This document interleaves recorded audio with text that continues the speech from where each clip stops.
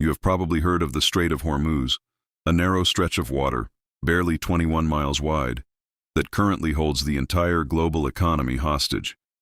Every single day, nearly 20% of the world's oil passes through this exact choke point, a true geopolitical bottleneck, now threatened by Iran to make the global economy tremble. But what if there was a way to bypass this nightmare? Today, we declassify the most audacious, insane, and expensive engineering master plan in modern history. A $100 billion mega-project to carve an artificial canal, allowing supertankers to sail literally through the mountains.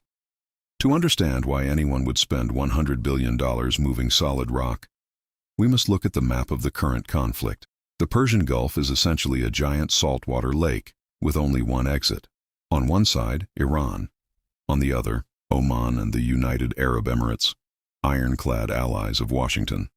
Until recently, this was the jugular vein of global energy, with 21 million barrels of oil transiting every day. Today, Iran has seeded these waters with mines and placed them under the crossfire of its own artillery, transforming the most important oil route on Earth into an active war zone.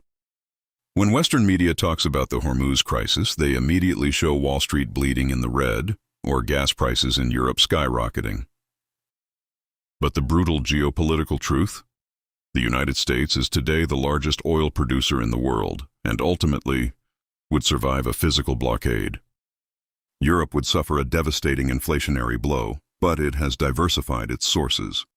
The true victims are in Asia. More than 80% of the oil flowing out of Hormuz goes straight to Asian markets. For them, it is not a matter of price. It is a matter of physical survival. Every great nation maintains emergency reserves. But how long will they last? Let's start with China. Beijing imports about 70% of its oil, and almost half passes through the Gulf. Foreseeing war scenarios, China has accumulated colossal reserves. The exact numbers are a state secret, but analysts estimate their strategic reserves could last between 90 and 120 days. Then we have Japan and South Korea. Both import practically 100% of their needs, but they are also the most prepared nations on Earth, covering between 150 and 200 days of national consumption.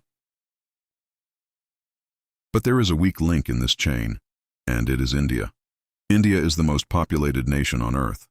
Its frantically growing economy devours energy, relying 85% on imports, mostly from the Middle East. However, New Delhi's strategic reserves are dramatically low. Pure state reserves would last barely 7 to 10 days. Adding commercial reserves, India has a total estimated autonomy of about 70 to 74 days.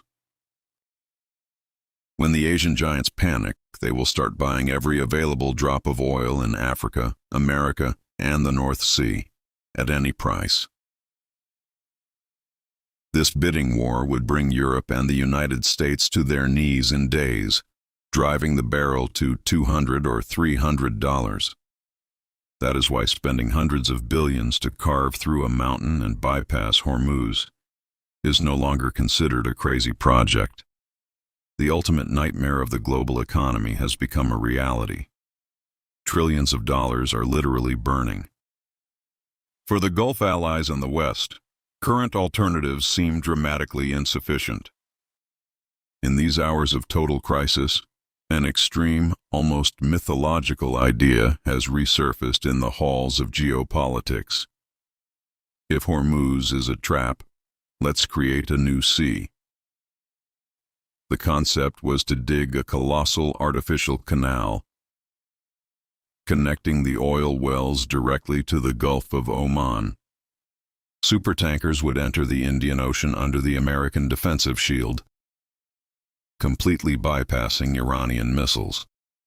But there is a catch. Between the Persian Gulf and safe waters stands the Al-Hajar mountain range, with peaks over 6,500 feet high. To navigate a fully loaded 1,000-foot supertanker, you need a canal at least 130 feet deep. Cutting through such a mountain would require moving dozens of times more rock than the Panama Canal. Physically and financially, impossible.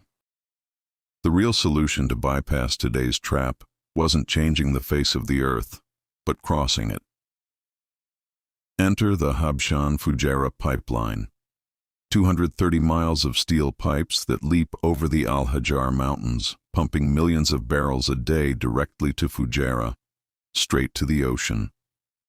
In a modern war, a desert pipeline is an exposed target for suicide drones. But military logistics speak clearly. If a missile hits a pipe, you repair it in weeks. If you destroy the locks of a mega canal, you lose a $100 billion project. Pipes can be duplicated, hidden, and defended with Patriot batteries much more easily than an artificial sea. A canal of that scale would be a massive, immobile, indefensible target, visible even from space. Today, the strait is closed. The flow is disrupted. The land pipeline network does what it can, but it is not enough to feed the energy hunger of Asia and Europe. While the cannons roar, the true lesson of this conflict appears on the horizon. The architecture of our modern world is as fragile as glass.